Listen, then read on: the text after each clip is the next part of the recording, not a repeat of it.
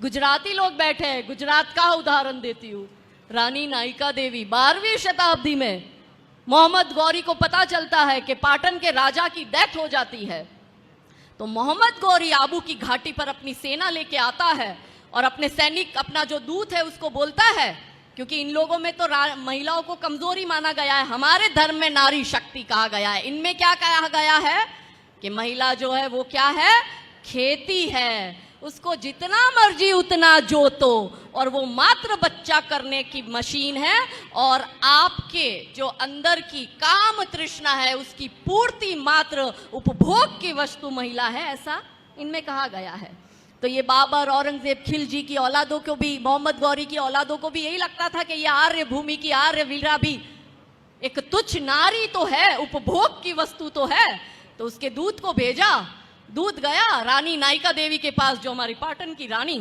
और उस समय स्टेट व्यवस्था होती थी, तो भारत के टॉप 3 स्टेट में से, ऐसे साम्राज्य में से जो सबसे समृद्ध है उसमें से एक पाटन था, हमारे गुजरात का। रानी के पास वो दूत आता है और रानी नायिका देवी को कहता है कि मोहम्मद गौरी सेना लेके घाटी पे आ गया है, मोहम्मद गौरी की 3 शर्तें हैं, यदि आप ये तीनों शर्तें मानती हो तो मोहम्मद गौरी आप पर अटैक नहीं करेगा, आपके राज्य पर अटैक नहीं करेगा। रानी ने कहा शर्त बता। उसने कहा पहली शर्त इस्लाम स्वीकार करो, दूसरी शर्त मोहम्मद गौरी से निकाह करो, और तीसरी शर्त आपके पाटन का जितना भी धन धान्य है वो सब मोहम्मद गौरी को सौंप दो। रानी ने कहा, रानी बड़ी होशियार हो, बचपन से ट्रेंड हुए होते हैं, अब की तरह थोड़ी है, अभी हम सिर्फ नाम में हैशटैग महिला शक्ति है, एक्चुअली में हम सबसे कमजोर समाज है। तो रानी नायिका देवी ने कहा कि मुझे तेरे राजा की तीनों शर्तें मंजूर है, जा मोहम्मद गौरी को जाके मेरा मैसेज दे दे।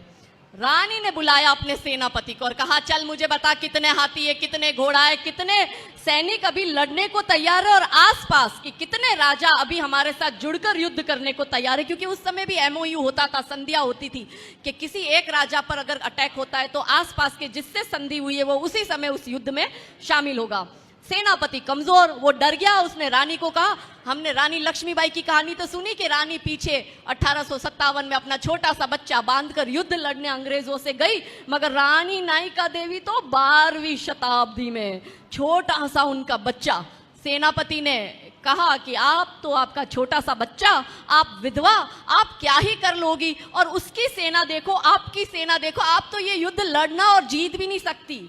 रानी क्रोधित हो गई ऐसी कमजोरी वाली बातें सुनकर। रानी ने उस सेनापति को वही निकाला, खुद ने सेना की कमान अपने हाथ में ली और रानी ने पूरी स्ट्रेटजी बनाई, और रात में आबू की घाटी पर जब मोहम्मद गौरी की सेना सो रही थी तब रानी ने उस पर आक्रमण किया और उनकी पूरी सेना को काट कर मार कर खत्म किया। और मोहम्मद गौरी देखता है कि इसने तो मेरी पूरी सेना खत्म कर दी, तो वो अपनी जान बचाने के लिए मोहम्मद गौरी भागता है और रानी के पीछे अपना बच्चा बंधा हुआ होता है। रानी उसके पीछे जाती है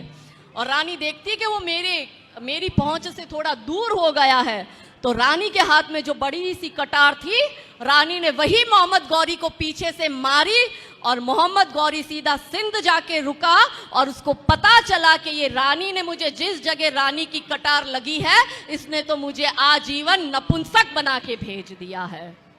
ऐसी थी हमारी योद्धा नारियां। हम इनकी गौरव गाथा सुनाते नहीं, बॉलीवुड वाले इन पे फिल्म बनाते नहीं, माता पिता सिखाते नहीं, स्कूल कैरिकुलम में तो बाबर से लेके औरंगजेब की पीढ़ियां रटवा दी जाती है, तो बच्चियों को रानी नायिका देवी का इतिहास बताएगा कौन? हमारी बच्चियां वो देखती है करीना खान को, फिर उसको वो शाहरुख, सलमान, सैफ अली खान ही तो पसंद आएगा। आपने, हमने अपनी बेटियों को यदि नायिका देवी की गौरव गाथा, यदि जीजा माता की गौरव गाथा सुनाई होती तो कोख से छत्रपति शिवाजी महाराज पैदा होते।